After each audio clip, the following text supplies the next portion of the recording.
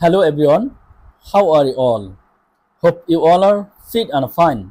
I am also doing great by the grace of Almighty Allah.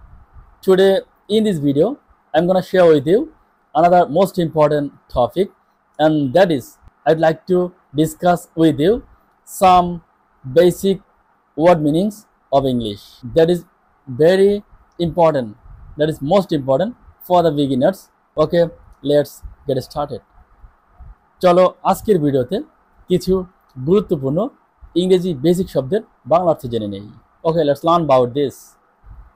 I I অর্থ আমি, মে মে অর্থ আমাকে, মাই মাই অর্থ আমার, ওই ওই অর্থ আমরা, আজ আজ অর্থ আমাদেরকে, আওয়া আওয়া অর্থ আমাদের, ইউ ইউ অর্থ তুমি বা তোমরা, ইউ ইউ অর্থ তোমাকে বা তোমাদেরকে, ইও ইও অর্থ তোমার বা তোমাদের, হি হি অর্থ সে বা তিনি যদি পুরুষ বোঝায়, হিম হিম অর্থ তাকে, হিজ হিজ অর্থ তার, শি শি অর্থ সে বা তিনি যদি মহিলা বোঝায়, হা হা অর্থ তাকে, হা হা অর্থ তার, দেই দেই অর্থ তারা, দেম দেম অর্থ তাদেরকে, দেয়া দেয়া অর্থ তাদের,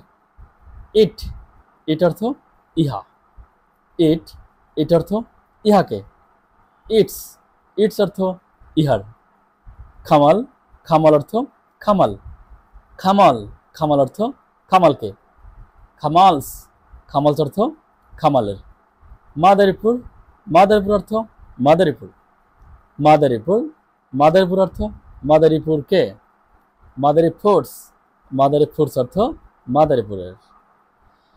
এই যে আমরা একটি শব্দকে তিনভাবে বলেছি, অর্থাৎ আই মি মাই, আই থেকে মি, মি থেকে মাই, আবার we us our, you you your.